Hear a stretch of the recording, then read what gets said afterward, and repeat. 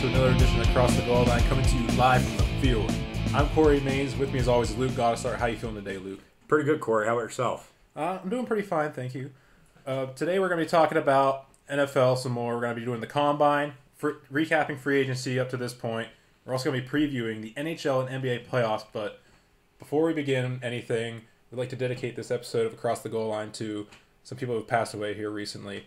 Blackjack Mulligan, Will Smith, Balls Mahoney, and Ed Snyder. Both Mulligan and Mahoney were both professional wrestlers. Will Smith is a former football player for the New Orleans Saints, and Ed Snyder was the founder of the Philadelphia Flyers. And we will be taking a moment of silence here this time.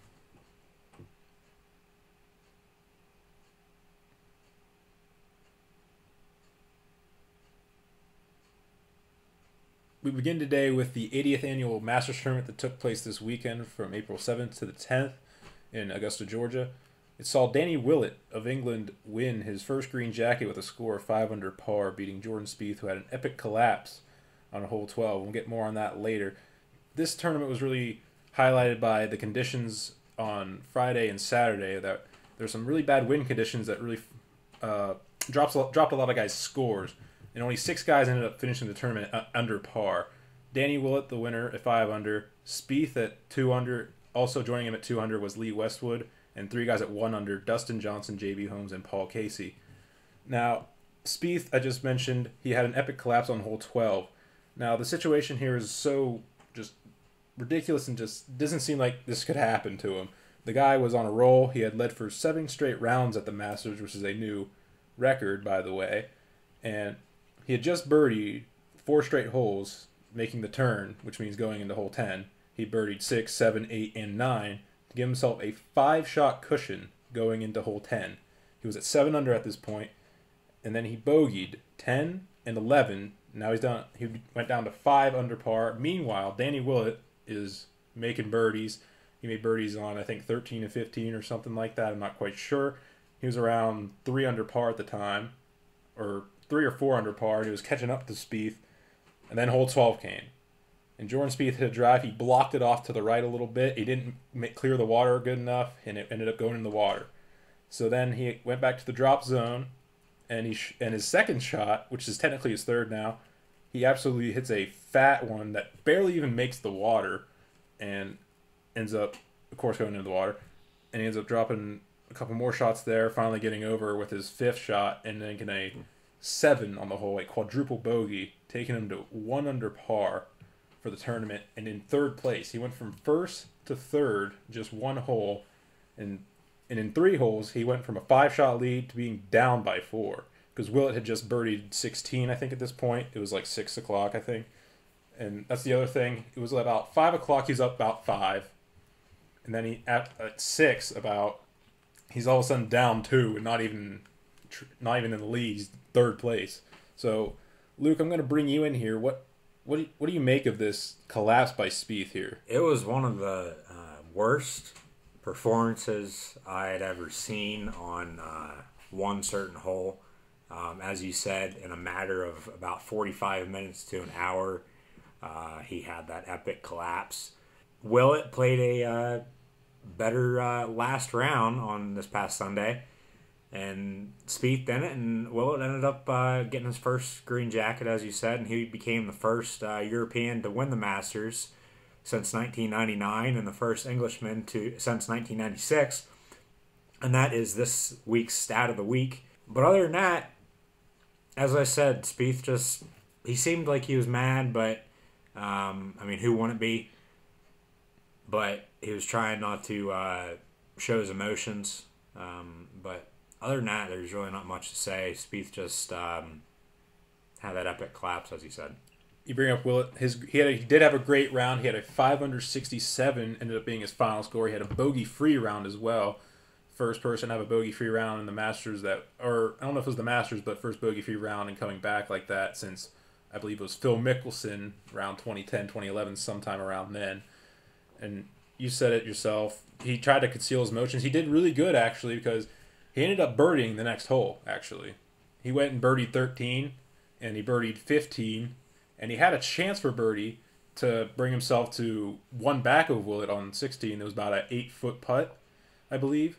and he just slid it by. It was a tough putt, too. It was a downhiller, a little break into it. But he misses that, so he has to birdie the last 2 holes, ends up bogeying 17 after a pretty wayward second shot into a bunker, and ends up taking himself out, and Willett gets to celebrate. And what a week for Danny Willett.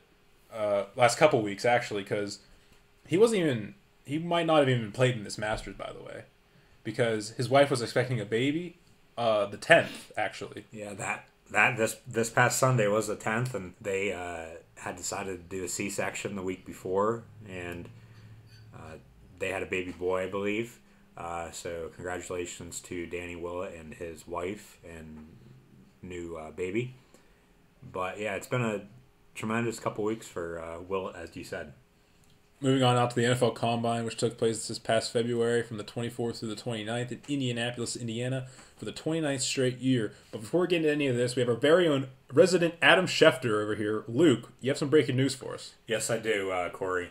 3 breaking news stories today in the world of football. First, this morning, it involves the 2016 NFL Draft that's going to be taking place in 2 weeks in Chicago for the 2nd straight year. The Tennessee Titans finished with the worst record last year, and with that, they received the number 1 overall pick. Well, this morning, the breaking news was the Titans decided to trade that number 1 overall pick to the new Los Angeles Rams. The Rams are going to get the number 1 overall pick number 113 and pick number 177. The Titans are going to get the Rams' first-round pick of this year at pick number 15. They're also going to get 2 second-round picks at pick 43 and 45, and then also a third-round pick at pick 76. They'll also get the Rams' first and third-round picks next year. The second breaking news story today was Percy Harvin, former first-round pick out of the University of Florida back in 2009, has decided to retire. And then moving on to our third and final breaking news story, the NFL schedule has come out tonight. And I want to get this out there. We do record on Thursdays and upload our podcast on Friday. Anyways, the NFL schedule has come out tonight, as I said. And with that, the defending Super Bowl champion, Denver Broncos, the Super Bowl champion always gets to host the first game of the new season the following year. The Broncos won, obviously, as I just said. They'll host the Carolina Panthers, who they defeated in that game, to open the season next year. All right, back to the Combine now. There's numerous events that take place at the Combine that upcoming new draftees did do to try to impress some NFL scouts. These included the 40-yard dash, the bench press, a vertical jump, broad jump, 3-cone drill, 2 shuttles, 1 20 yards, 1 of 60 yards, some other position drills, interviews, just bodily measurements, injury evaluations, drug screenings, Cybex tests, and finally the Wonderlic test. Now, the Wonderlic test is a 50-question multiple-choice test that must be completed in 12 minutes. There's normally about 300 players that are invited to the Combine each year, but players that don't get invited can still have their chance to impress some NFL scouts at pro days. Now, they can do it at their own school's pro day or at a local school's pro day if they attend a school that's a little bit smaller, they don't host a pro day. So we're going to start with the 40-yard dash. We'll go with QBs here. The fastest 40-yard dash by a QB is Jeff Driscoll from Louisiana Tech, former Florida quarterback as well, ran a 4.5640. Other notable 40 times for quarterbacks include some of the top prospects here. We have Carson Wentz, ran a 4.7740. Jared Goff with a 4.82. Connor Cook from Michigan State, 4.79. And Christian Hackenberg, Luke, from your Penn State Nittany Lions, ran a 4.78. Yeah, Christian Hackenberg, one of my favorite players. Been watching him ever since he committed to Penn State. Hope he has a great NFL career, and we'll get into that later. All right, moving on to running backs now. The fastest time by a running back was from Keith Marshall out of Georgia, who ran a 4.3140. Other notable times, Kenyon Drake from Alabama ran a 4.45. Derrick Henry, also from Alabama, ran a 4.54. And Ezekiel Elliott out of Ohio State ran a 4.47. Yeah, both Alabama running backs, Henry and Drake. Henry's more of a powerhouse running back. Drake can play wide receiver as well. So both those 40 times will help their draft stock. Moving on to the wideouts, the fastest time was Will Fuller out of Notre Dame, ran a 4.32. Some of the other notables are Braxton Miller, who was a former quarterback for Ohio State, who has been converted into a wide receiver, ran a 4.5. Josh Doxson out of TCU ran a 4.5 as well. Laquan Treadwell, he did not run, but he's expected to be one of the top guys that goes in this draft. Tyler Boyd, also a wide receiver out of Pittsburgh, went to Clareton High School, ran a 4.58. Probably going to be a mid-round pick. I know Devin Street, former wide receiver at Pittsburgh, got drafted by the Dallas Cowboys 2 years ago, I believe. So, and Dallas is going to need another wide receiver. Don't be surprised if Boyd does go to the Cowboys. We're going to skip over the tight ends because most of the tight ends didn't even run the 40 to begin with. So we're going to move on to the defensive linemen. Now, the fastest one for defensive lineman was Emmanuel Ogba from Oklahoma State. He ran a 4.63 40. Some of the other notables are Joey Bosa, who's expected to be one of the top draft picks here in this upcoming draft. It ran a 4.86 40, so I'm thinking that's maybe not too good for him, considering his high draft stock. Shaq Lawson out of Clemson ran a 4.7, and DeForest Buckner out of Oregon ran a 5.05. Going back to the tight ends there, Corey, this year's draft class of tight ends isn't really that good, so that's one of the main reasons why we skipped over it. Other than, as you said, most of them didn't run at the combine. Linebackers, the fastest time was Darren Lee out of Ohio State, ran a 4.47. Defensive backs, the fastest time was a 4.4 out of Eli Apple from Ohio State. And offensive lineman, rounding this out here, the fastest time was a 5 flat by Jack Conklin out of Michigan State. Jack Conklin, one of the top offensive linemen, other than Ronnie Stanley and Laramie Tunsil in this year's NFL draft. Now, going back to the linebackers, Stephen Daniels, good friend of Christian Lezer's. Christian Lezer, a former Clearfield standout, also went to Boston College as Daniels did. Lezer has since retired from football due to concussion issues. He also played safety, and we'll get into Justin Simmons, who a former teammate of his as well at Boston College, with the vertical jump and broad jump. But Stephen Daniels ran a 4.86. Now moving on to the bench press, no quarterbacks bench pressed. Running backs, Glenn Gronkowski, yes, Gronkowski, he's the younger brother of Rob, had 17 reps, and the reps are at 225 pounds, and it's as many reps as you can get. Wide receivers, Sterling Shepard, his father played at Oklahoma, so did he. He had 20 reps. Michael Thomas, nephew of Keyshawn Johnson, former standout at USC. His son actually just committed to Nebraska a couple weeks ago. Mike Riley, the head coach at Nebraska, was the wide receivers coach at USC back in the mid-'90s when Keyshawn played at USC. But as I said, Michael Thomas is the nephew of Keyshawn Johnson, who played for the Jets and the Buccaneers, and I believe he played for somebody else in the NFL. From Ohio State, had 18 reps. Hunter Henry, the best tight end in this year's draft class, had 13 reps. But David Morgan from Texas San Antonio had 29 reps on the bench press. Some of the defensive linemen, he had Chris Mays out of Georgia. He had 33. Andrew Billings of Baylor had 31. Linebacker B.J. Goodson out of Clemson had 30. Defensive backs, Sean Davis out of Maryland had 21. And Miles Killebrew of Utah State had 22. Offensive lineman, Christian Westerman had 34. And Nick Martin out of Notre Dame had 28. Nick Martin, younger brother of Zach Martin, offensive lineman for the Dallas Cowboys, who is a 3-time or 4-time Pro Bowler now. However many years he's been in the league, he's made the Pro Bowl each year. Okay, now to the vertical jump. The QBs, 2 quarterbacks both jumped at 36 inches. Cardell Jones of Ohio State and Paxton Lynch out of Memphis. Running backs, Kenneth Dixon from Louisiana Tech had a 37.5-inch vertical, and Daniel Lasco out of California had a 41.5. Lasco, he's about 6 foot tall, probably 225 pounds. Had a good vertical jump. He's going to be a bruiser in the NFL.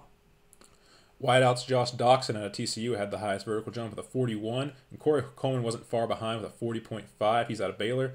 Tight ends Steven Anderson out of California had a 38-inch vertical, and Bo Sandlin out of Montana State had a 35.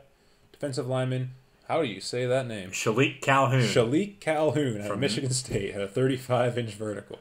And Emmanuel Ogba, who we mentioned earlier, had a 35.5.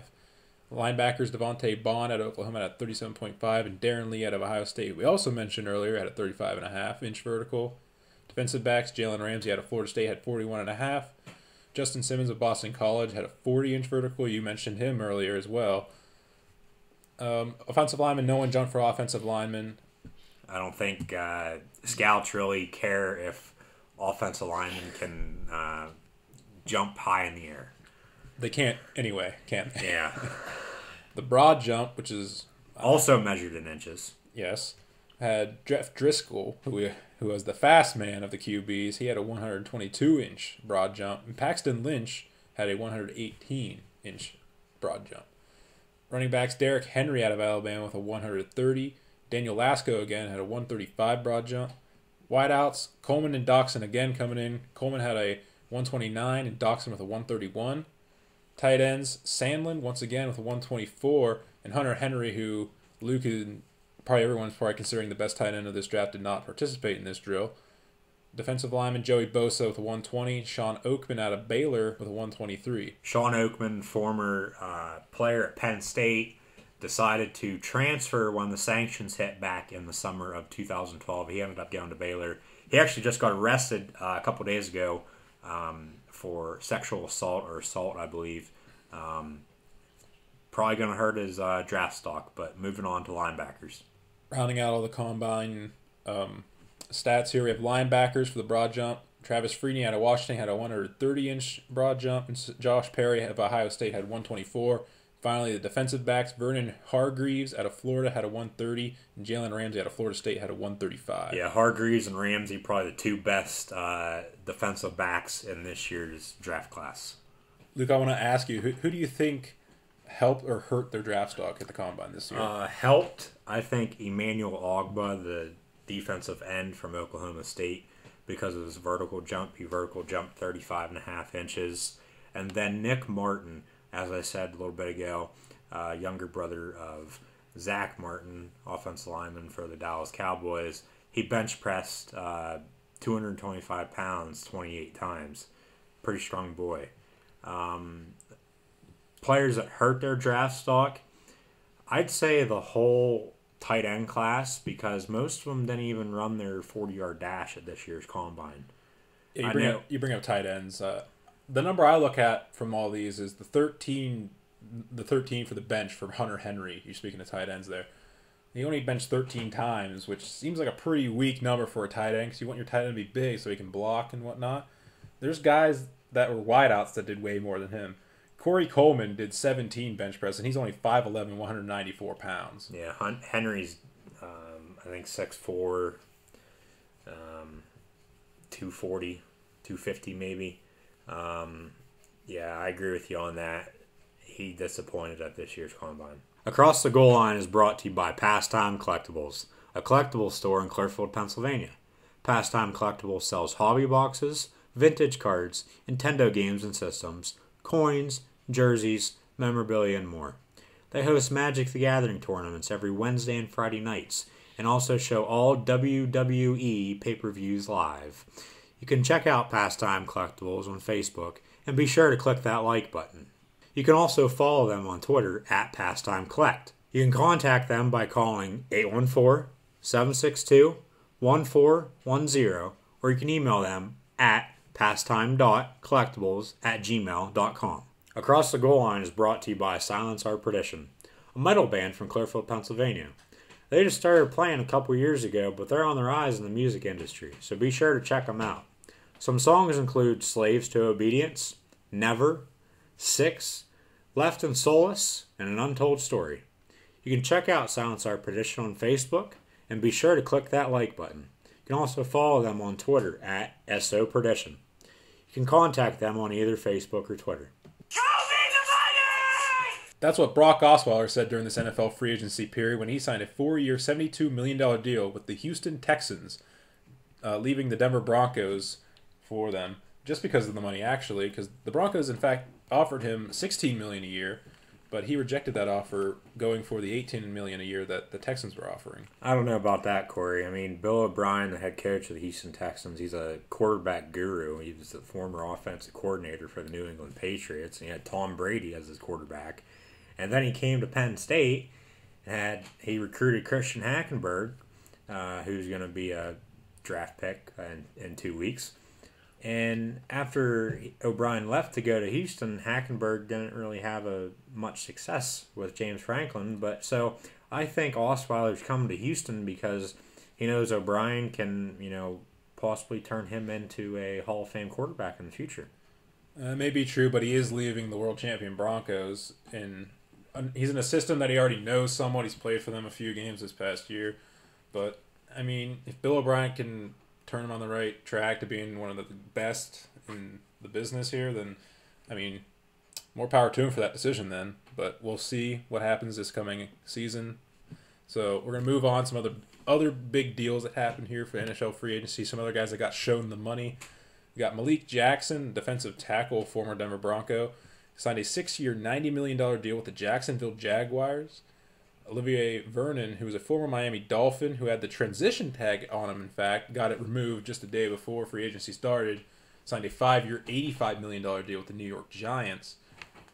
Marvin Jones, who's the former Bengal, he signed a 5-year, $40 million deal with the Detroit Lions. And Kaliche Osemele signed a 5-year, $60 million deal with the Oakland Raiders, coming over from the Baltimore Ravens. Yeah, Osemele, however you just pronounce his last name there. Osemele, names, He was a former Baltimore Raven. Signed with Oakland, as you said. Gives Derek Carr some protection, protect his blind side. But going back to Vernon, and then we're going to get into Lamar Miller, who also signed with Houston Texans. They both attended high school in Miami. And then they both went to attend the University of Miami.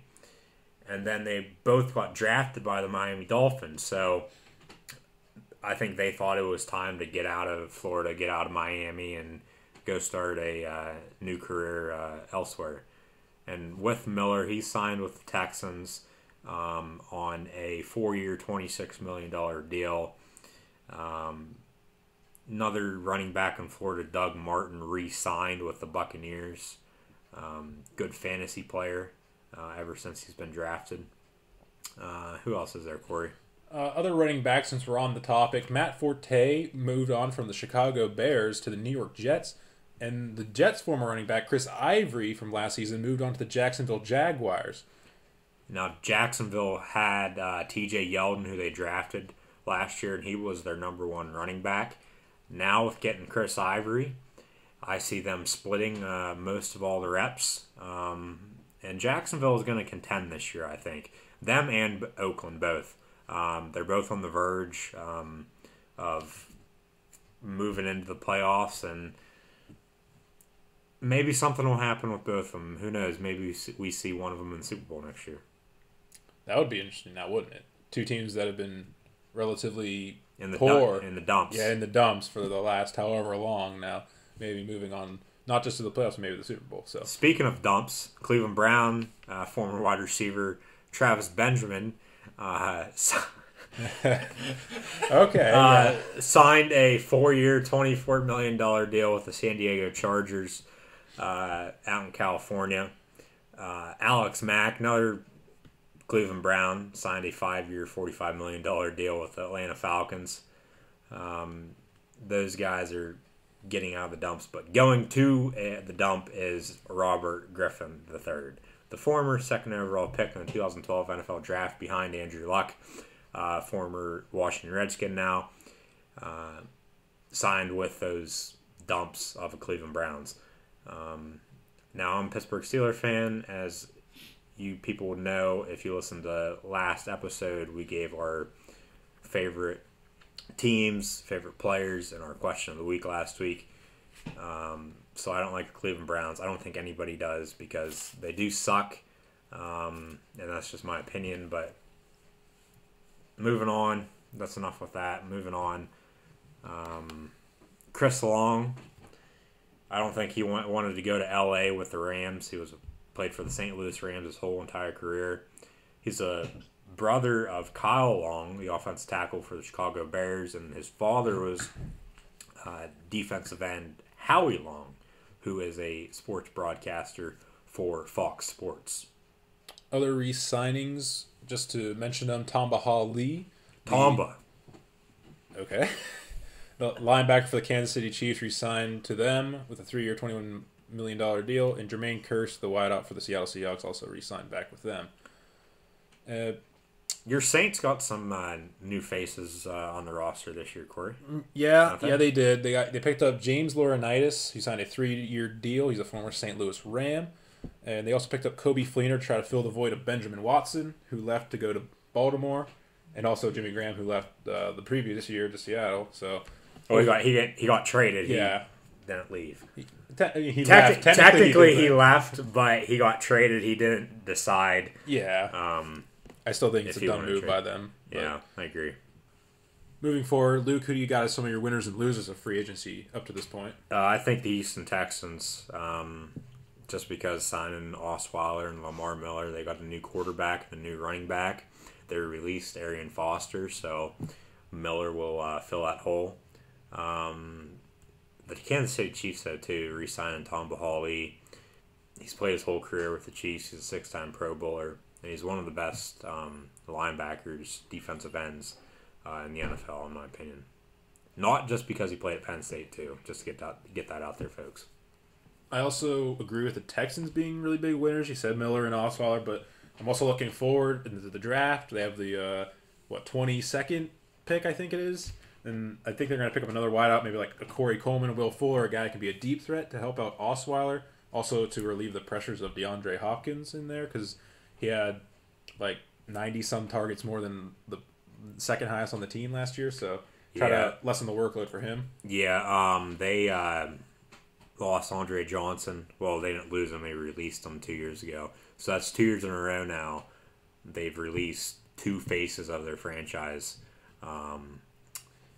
But with that, you said about the draft and the Texans picking at 22, I was planning on giving you my mock draft with this episode, but with the blockbuster trade that went down this morning between the Tennessee Titans and the LA Rams that I spoke of a little bit ago, we have moved my mock draft until next week. I have to change some stuff now. I had players going places that they probably won't go now because of that trade, but we'll get into that next week. Another winner for free agency I have is the Baltimore Ravens. The Ravens had a really unfortunate season last season. They had a bunch of injuries. Flacco, the starting quarterback, the running back Forsett got season-ending injuries down the line. They had no one in the wide receiver core to speak of, really, because Steve Smith was, injured or retired at the time, I think? No, Steve Smith also was hurt. And then Brashard Perriman, their first-round pick last year, also got hurt. And I don't think he played at all during the season last year. But yeah, signing Benjamin Watson, I think that's where you're going with this. I was going into that. They signed Benjamin Watson from New Orleans, who had a career year for the Saints last year, mostly because of who was throwing to him, Drew Brees. Of course, he was the big red zone target for him. Yeah, Drew Brees normally always throws for over 5,000 yards each year. Tremendous quarterback. They also signed Eric Weddle to bolster their secondary, and also Mike Wallace to help that receiving core I was just talking about. He's a speed demon, deep ball threat. Joe Flacco is a really deep ball guy. He has a nice deep ball, I know. That's one of his main, what would you call it, like the expertise, I would say. He's one of the best deep ball throwers in the National Football League. Maybe one of the best of all time at that. Going back to Mike Wallace, I'm a little mad that he did sign with Baltimore, but he's getting paid. Kudos to him. Former Pittsburgh Steeler. Pittsburgh decided not to re-sign him about 4 years ago now, because he wanted too much money. He went to Miami, and then he got traded to Minnesota. But he didn't change colors between Minnesota and Baltimore because they both wear purple. But moving on. And I round out why I think they're a winner because, all the moves that they made combined with the fact that they have the 6th pick in the draft because of the poor season that they had, they'll be able to add yet another guy that'll be able to help the team get a lot better this upcoming season. Maybe even make them, like you were talking about the Raiders and the Jaguars, maybe playoff or Super Bowl contenders this coming season. Yeah, Baltimore won Super Bowl 47 a few years back, though, too. So they have experience. I think next year they'll probably make the playoffs as a wild card. They might even win the AFC North. And then in the draft, I see the Baltimore Ravens in the first round taking a defensive player, whether it be in the secondary or linebacking core. I think they're leaning more towards linebacker right now, just because they signed Eric Weddle from San Diego, who San Diego has to replace him now in the draft, and they have the number 3 pick, so they'll probably get the best safety or cornerback in this year's draft class. Luke, do you have any losers to speak of for free agency? Losers, I would say there really wasn't any, I don't think. A lot of teams, I should say, went out and, got players that they think that could really boost their team's morale and, help that team, as you said, moving on into the future and into the playoffs and possibly Super Bowl run. For me, losers for this NFL free agency, there's only really one for me. It's the Denver Broncos, because typically I feel that Super Bowl champions tend to lose a lot of pieces during free agency because teams are trying to get at these guys that were on the Super Bowl winning team. Particularly the Denver Broncos defense, which was the best last year. You had Danny Trevathan moving on to the Bears, and then Malik Jackson, which we said earlier, moving on to the Jacksonville Jaguars, just to name a few. Offensively, of course, Brock Osweiler, we said earlier, he's the big one. Lost their quarterback for the future. He came in and replaced Peyton Manning earlier in the year, and everyone thought that he was just going to take over for Peyton in the next year when Peyton retired, the inevitable retirement of Peyton Manning. And no, that didn't happen because money talks, and as Jerry Maguire said, show me the money. And he got it. he got it shown to him, that's for sure. Now their quarterback situation is either Mark Sanchez or Trevor Siemian. So on the quarterback front, they are looking really, really bad right now, to say the least. And we talked about that in our goal line stand question. I think it was last episode. Last episode. You can tweet at us at ATGL to let us know. You can also tweet at me at ColehandLuke96 and let me know what you guys think. Give us the answers. But, yeah, I would agree with you on some of that with the Broncos. But other than that, as I said, I really didn't see a loser in this year's free agency. All right, moving forward now into the playoff season is upon us. The NHL and NBA playoffs the NHL playoffs have just started this Wednesday now and continue on tonight, Thursday, with a few games. We're going to preview that. We're also going to get the NBA later. So we're going to start with the NHL because it is started so far. We have Detroit facing Tampa Bay. Tampa Bay is currently up 1-0 as of last night. Washington plays Philadelphia, my boys, the Philadelphia Flyers, and that game is tonight. Pittsburgh is up 1-0 against the Rangers right now, and Florida plays the New York Islanders. Out west, the Dallas Stars play the Minnesota Wild for the first time in the postseason since moving to Dallas from Minnesota. Chicago plays the St. Louis Blues, who are hot. The Nashville Predators play the Anaheim Ducks, and the Los Angeles Kings play the San Jose Sharks. So, Luke, we can get some predictions for you. I know, a couple of these games, there's already a game in, and there's more games on tonight, about to start right now, in fact. So, give me some predictions. We'll start with Detroit and Tampa Bay. Already one up Tampa Bay. Who do you think's winning that round right there? I see the Lightning prevailing over the Red Wings. I too see the Lightning. I think that Detroit was kind of sloppy down the regular season, down the stretch of the regular season. They barely got in. They got in just because Boston was absolutely terrible. So in Tampa Bay, they were coming off of a Stanley Cup appearance last year, but they do have a lot of injuries right now, and that might catch up to them, and Detroit might be able to slip past them. I don't know. We'll move on. We'll go with your guys next. They're up 1-0 against the Rangers right now. I'm sure you got them moving on. Yeah, I have the Pens moving on over the Rangers. I too have the Pens right now, begrudgingly, because they are the hottest team in hockey right now. 18-2 down the stretch. There are only 2 losses. I don't know the first loss. I don't pay attention to the Penguins, but I know the other one was to the Philadelphia Flyers this past Saturday. Just had to get that in. Just a little jab at you there, Luke. It's all good. It's all good. All right. Florida and New York Islanders. Who do you got? I like the Florida Panthers over the New York Islanders. The Islanders snuck into the playoffs, and Florida has been hot all year. It's always hot down in Florida all year long anyways. But I like the Panthers over the Islanders. I, too, am going with the Panthers. We're on point right now with our picks, according in terms of cohesiveness, at least. So, yeah, I like Florida. They have a lot of good experience. Roberto Luongo in net. Jaromir Jagr, I think he's like 43 or 44 or something, but he's still putting up numbers. He's third all-time in goals. He's still playing really well. They have a bunch of other veterans, and they also have a bunch of young guys, too, that were getting a first couple taste of playoff action. I think they were in last year, though. So they do have a minor experience. But, yeah, the Florida Panthers for sure in this one. Then, finally, they have the top team in the East and entire NHL, the President's Trophy winners, the Washington Capitals, taking on my Philadelphia Flyers. Luke, who do you got?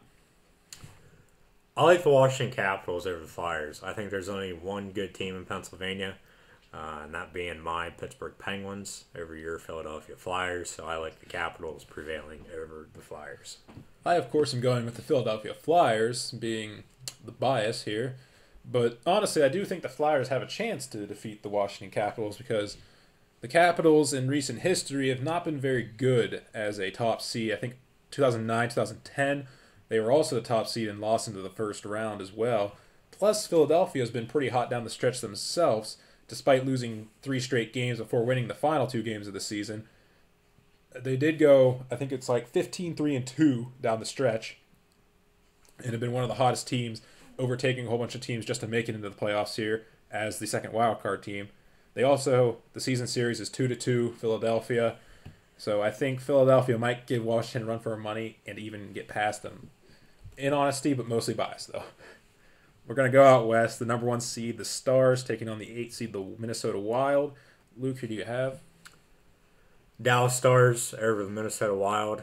That was an interesting fact that I did not know. This is the first time ever in the playoffs that the Dallas Stars are playing the Minnesota Wild since they left Minnesota to go to Dallas. But Dallas is the better team right now, and I like the Stars over the Wild. Yeah, the Stars have been good all year, pretty much. Tyler Seguin and Jamie Benn have been a fantastic duo. It's 2 of the top scorers in the league. Minnesota Wild, they're a team that had to fight for their playoff position kind of against the Colorado Avalanche. They got through and they're into the playoffs near the second wild card. But the Stars, I think, just have too much firepower, and they will get through the Minnesota Wild pretty handily and into the next round. We have the defending Cup champions, Chicago Blackhawks, taking on the St. Louis Blues, who are also very hot down the stretch, just like your Pittsburgh Penguins, winning, I'm not quite sure, I'll have to look that up later.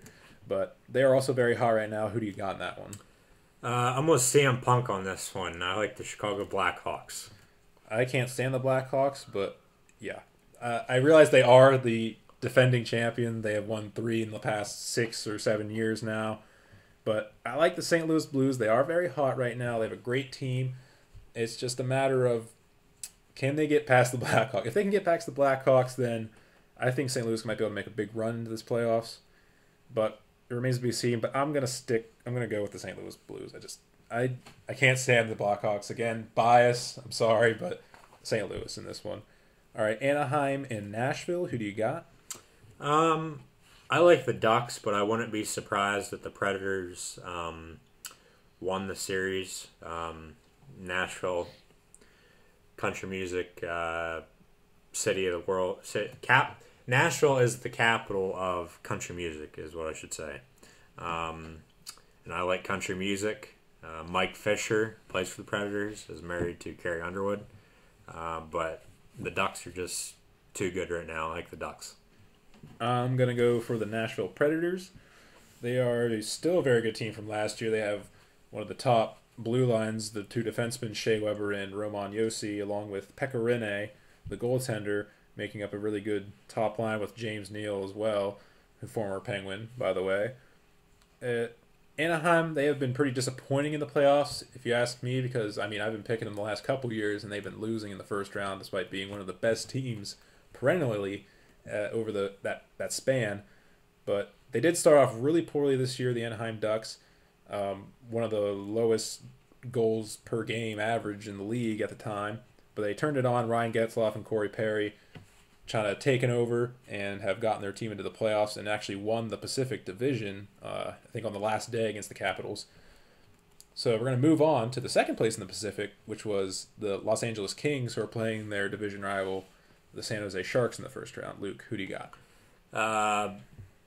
A shark can eat a king, so I like the Sharks. That's a very interesting reason, but it's not going to happen because I think the LA Kings are going to do it. They're going to move past the Sharks pretty easily. The Kings rather.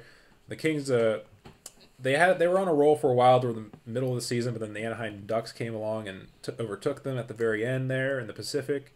The LA Kings have been a great team for a very long time now, going back to a couple years now when they first won the Stanley Cup as the 8th seed, by the way. They won it twice since then, and they got the experience. They got the guys to do it. Kopitar, Drew Doughty, Jeff Carter, all of those guys, they will be able to get past San Jose really, really easily. So after that first round, we're going to just skip ahead now. We're going to jump forward, and we're just going to go straight to who do you got in the Cup and who do you think is going to win the Cup. And that is part of our question of the week. First with the Stanley Cup finals. I have my Pittsburgh Penguins over the Chicago Blackhawks. I think this matchup will finally happen. Fans have been wanting it to happen the past couple years. Boston ended up prevailing over Pittsburgh in those years and faced the Blackhawks twice, I believe. Now going back to you're saying biased and stuff like that.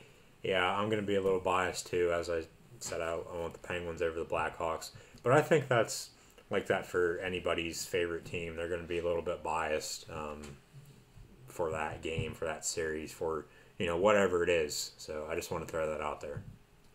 Well, for me, in a perfect world, the Philadelphia Flyers are going to win this Stanley Cup, but I think I have to face facts and say that they're not going to make it that far. I have the Florida Panthers representing the East and the Dallas Stars coming out of the West, with the Dallas Stars taking home the Stanley Cup. Moving forward now, we're going to jump into the NBA playoffs now. The NBA playoffs get started this Saturday with a bunch of first-round matchups. The seedings were just finalized last night in a bunch of games. So we'll go through these. We have the number 1 seed, the Cleveland Cavaliers in the East, taking on the Detroit Pistons. The number 2 seed, Toronto Raptors, taking on the Indiana Pacers. The 3-seeded Miami Heat taking on the Charlotte Hornets, and the 4-seed Atlanta Hawks taking on the 5-seed Boston Celtics. In the West, the number 1 seed is the 73-9 new record holder for the best record in regular season, Golden State Warriors, taking on the Houston Rockets, who played their way in last night after crushing Sacramento. The 2-seed San Antonio Spurs play the Memphis Grizzlies. 3-seeded Oklahoma City Thunder plays the Dallas Mavericks, and the LA Clippers play the Portland Trailblazers, the 4-5 matchup. Start the East, Cleveland and Detroit. Who you got? Cleveland. They're just too tough for Detroit right now. LeBron, probably one of the best players in the world. Besides Steph Curry, he did break his own record last night for most three-pointers in a season. Did that a while ago. This season. Well, yeah, he did that a while ago, but he set the new record, and it was finalized with the last regular season game last night with over 400 three-pointers in a season, which is ridiculous. Yeah, I like Cleveland, too. Of course, they're really tough. They have all the talent. They're probably the favorite to come out of the East for most people. And I do have them taking out the new upstart Detroit Pistons, but don't be surprised if the Pistons start making the playoffs more regularly now. They have a great young core that can continue to make these playoffs and be a good contender down the road. The 2 seed Toronto Raptors taking on the Indiana Pacers. Luke, who do you have? Toronto is just too good. Indiana does have experience. They faced the Miami Heat a few years back when LeBron was down there, and he had the big three of D. Wade and Chris Bosh. But Toronto is just too good right now. I like the Raptors over the Pacers. I too like the Raptors. The Raptors have been really outstanding at home, and that's going to, I think, maybe be a deciding factor in the series, possibly. The Pacers, like you said, they have the experience. Paul George, George Hill, a bunch of other guys have been playing there on that team for a while now. Been making the playoffs for a while now as well. But Toronto is just too strong, I think. Toronto is I think a dark horse maybe for the playoffs going forward. But yeah, I do like the Toronto Raptors. The 3-6 matchup, the Miami Heat versus the very hot Charlotte Hornets. Luke, who do you have? I like the upset here. I like Charlotte over Miami. Miami really hasn't been the same ever since LeBron left to go back to Cleveland 2 years ago, and Michael Jordan is one of the owners of the Charlotte Hornets. They got Kemba Walker, Michael Gilchrist, I believe, is there. A lot of young talent, as you said, as the Detroit Pistons do as well. Don't be surprised if the Hornets are up there with the Pistons in a couple years. So I like the Hornets over the Heat in this matchup, though. I do have down the Charlotte Hornets as well, but I would be. I mean, the Heat's a weird thing right now. If they can get through and they can play the Cleveland Cavaliers, I think they would play them really hard if they can get that far. I just don't know. I think Charlotte might just take them out right here in the first round because, as I said, Charlotte is one of the hottest teams in the NBA. I think maybe even the hottest team in the NBA right now coming down the stretch, other than the Warriors and the Spurs, who have both had great seasons. So, like you said, Kemba Walker, Al Jefferson, and those boys have been playing really great this year down the stretch. And I think that carries into the playoffs. You know, we've seen the playoffs in all the sports. Teams that get hot down the stretch tend to carry that on into the playoffs and is made for some interesting stuff happening in the playoffs. So, yeah, the Charlotte Hornets, I think, do maybe edge out the Miami Heat maybe in 7 games, maybe. Finally, the Atlanta Hawks and the Boston Celtics, the 4-5 matchup in the East. Luke, who do you have? I shouldn't even ask, though, should I? No, you shouldn't, because I'm a Celtics fan, so I'm going to pick the Boston Celtics over the Atlanta Hawks. I, too, will go Boston Celtics in this one. Atlanta Hawks haven't really done anything close to what they did last year in terms of record, and so it's hard for me to say I like the Hawks this time, but yeah, the Boston Celtics, Isaiah Thomas, Jared Sullinger, Kelly Olynyk, Avery Bradley, all those guys. Brad Stevens coming around. He's, I think, the coach of the year maybe. In my opinion, he might be the coach of the year here. If not Steve Kerr, which is probably the obvious choice because of the Golden State Warriors. But yeah, Steve Kerr on two sides of history, who was part of the 95-96 Bulls as a player when they set the record of 72-10, and then last night he's in his second year as coach of the Golden State Warriors, and they broke that record, as you said, with a record of 73-9. So yes, I do like the Boston Celtics, Luke. Good for you. And moving out to the West, number 1 Golden State taking on Houston. This really isn't much of a question. Luke, who do you got in that matchup? I think the Warriors sweep the Rockets. The Rockets snuck in the playoffs, fired Kevin McHale halfway through the season. Their season has just been up and down. Golden State's has been up all year. Golden State beats the Rockets. I do think a sweep might be upon us in that as well. Houston plays 0 defense. James Harden plays even less, if that's even possible. Doesn't the whole NBA? A lot of the NBA don't really play defense. Playoff time, hopefully they pick up their defense some, I would hope, or I'll be really hating watching the NBA playoffs, I'll tell you that. And hopefully there's not any bad calls that, will make a team either win or lose a game. So I hope not to see that in this year's playoffs. I wouldn't be surprised, though, if the Rockets maybe get one game. Maybe the Warriors don't shoot as well one night, and James Harden goes off and goes crazy and has like 40-something in a game. So I'm thinking sweep, but maybe a game for the Rockets. But definitely Warriors all the way on that one. No doubt about it. We'll have to see about that. San Antonio versus Memphis. Who do you have in that one? I'm going to pick the Spurs. as I said last episode, one of my friends is a Spurs fan, so he'd get mad at me if I chose the Grizzlies over the Spurs. And Memphis has been up and down all year as well. Also snuck into the playoffs like the Rockets. So I like the Spurs over the Grizzlies. I don't know how you can't pick the Spurs in this one. They're the second best team in the league record-wise.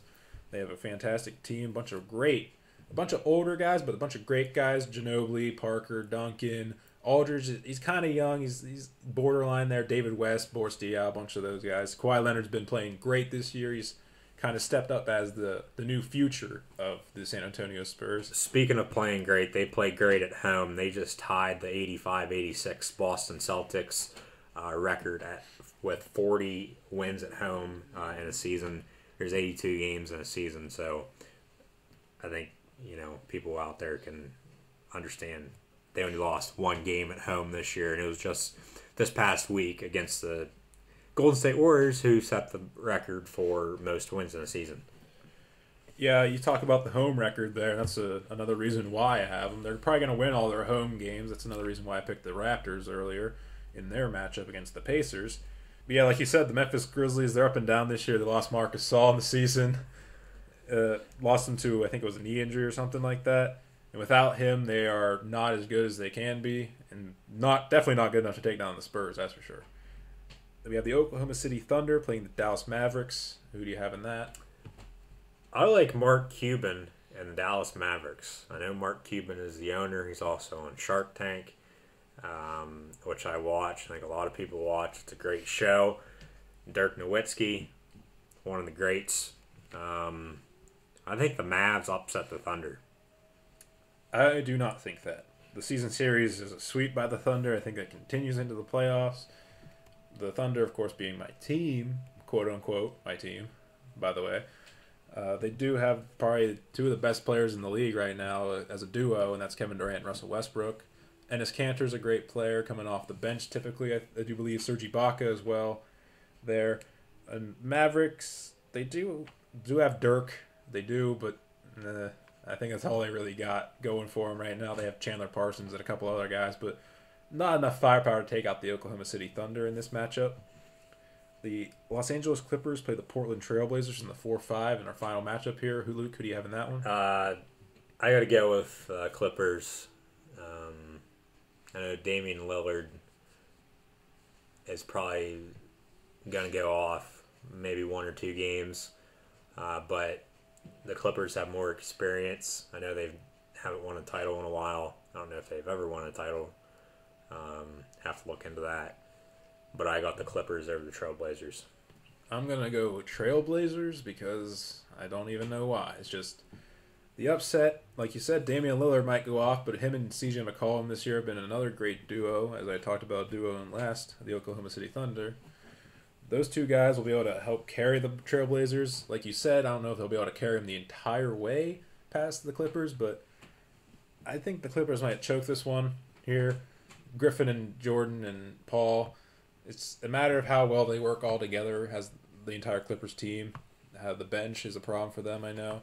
So we'll have to see what happens in that one. I think that might be one of a 7-game series possibly, maybe an exciting 6-game series, but I'm going to go Portland, but that's not a really confident pick, I would say. So Luke, same thing as we did with the NHL. Who do you think are going to move on to the NBA Finals and win it? I think it's going to be a rematch of last year's. Now, that might be the typical answer, but I think the Golden State Warriors will play the Cleveland Cavaliers again, and I think Golden State has everything going for them right now, and I see them beating the Cleveland Cavaliers, probably in 6 games as it was last year. So, now this is where it gets really weird, because I am taking the definitely road less traveled here. I have the Boston Celtics. Which I'm happy about, but I don't see them getting past Cleveland because they have more experience, but go on. I have the Boston Celtics playing the San Antonio Spurs in the finals, with the Spurs winning yet another championship, adding another championship to their resume that they already got. What was it, 6 that would be? I believe so. At least in the Popovich era. I believe so. Pop, another one of the greatest coaches. might be up for Coach of the Year as well, along with Brad Stevens, as you said, and Steve Kerr of the Golden State Warriors. Now, I kind of want to defend myself here because this is a very bold, very interesting, maybe even ludicrous prediction here. But I think that Boston might be able to upset the Cleveland Cavaliers, and just because it's really hard for me to explain why. I have no idea, man. Honestly, I have no idea why. I just like being that guy sometimes, and the Boston Celtics beating the Cavaliers is one of those times. But I honestly do think the San Antonio Spurs in a 7-game series will be able to defeat the Golden State Warriors because the Spurs are really good at home. That'll help them in their... Both teams are really great at home, but the Spurs are way better at home than the Warriors were record-wise, at least. But the Spurs will of course have all their guys rested, healthy, feeling good, and they will crack down in the playoffs here. They will play phenomenal defense. I can almost guarantee you of that. I think they will be able to shut down Steph and Clay and all of those guys to some degree, to a point where they will be able to win 4 out of 7 games. Yeah, now moving on. Those are our picks for both the NBA and Stanley Cup Finals. Next week, we're going to be talking about Kobe Bryant. He played in his final game last night of his career, and he had 60 points. He's the oldest player to score 60 points in NBA history. But we'll be talking about that. We're going to review some NASCAR. NASCAR has been in season now for almost 2 months, so we'll look back at all the races so far. Got Jackie Robinson Day tomorrow. Will be today if you're listening to this. Jackie Robinson, one of the greats. And then, as I said earlier, we're going to preview the draft today in this episode with my mock draft, but with the blockbuster trade that went down this morning, it got pushed back to next week. So, yeah. We're going to be going to goal line stand here really soon, but first we're going to bring you the question of the week, brought to you by Silence Our Perdition. We just gave you our NHL, Stanley Cup, and NBA final predictions of who we think we're going to make it and win it. We're going to ask you guys the same thing. Who do you think will be playing in both the NBA Finals and the Stanley Cup Finals? And who do you think is going to win it? You can answer those questions on Facebook, Twitter, even at the YouTube comment section of this video. And you can even you might want to email it to us. Who knows? If you want to be really private about it, I don't know why you would. But you can email that to us too.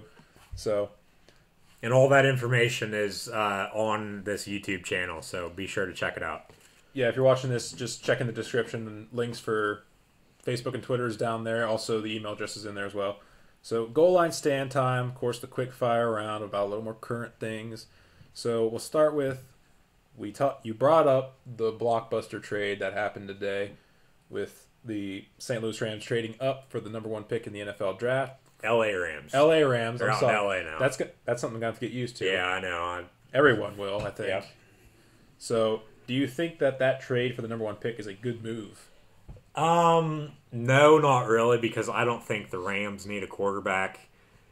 They have Nick Foles, Case Keenum, and they drafted Sean Mannion last year from Oregon State. So, unless they're getting protection for him, say in Laramie Tunsil, I don't know why they traded up. And the only other question I have for you is just, what are your thoughts about the Golden State Warriors reaching the 73 win mark last night? It was history. It was fun to watch. Congratulations to the Warriors, and hopefully they can do it again next year, year after, and whenever. Hopefully this record will get broken again. Actually, I'm going to do a follow-up right there. Do you think that the Warriors winning 73 wins was kind of overshadowed by Kobe Bryant's last game, what he did? Yes, because I was flipping back and forth between the channels last night watching Kobe and the Golden State Warriors. But yeah, I do agree with you on that Kobe did overshadow the Warriors with 60 points in his final career game. Thank you for listening to this edition of Across the Goal Line. Be sure to like us on Facebook and follow us on Twitter at ATGL16. That's ATGL16 on Twitter. And be sure to email us any questions, any concerns that you have about this podcast to acrossthegoalline2016 at gmail.com. And if you haven't subscribed to this YouTube channel already, do it. you'll be instantly alerted whenever we upload a new episode of Across the Goal Line.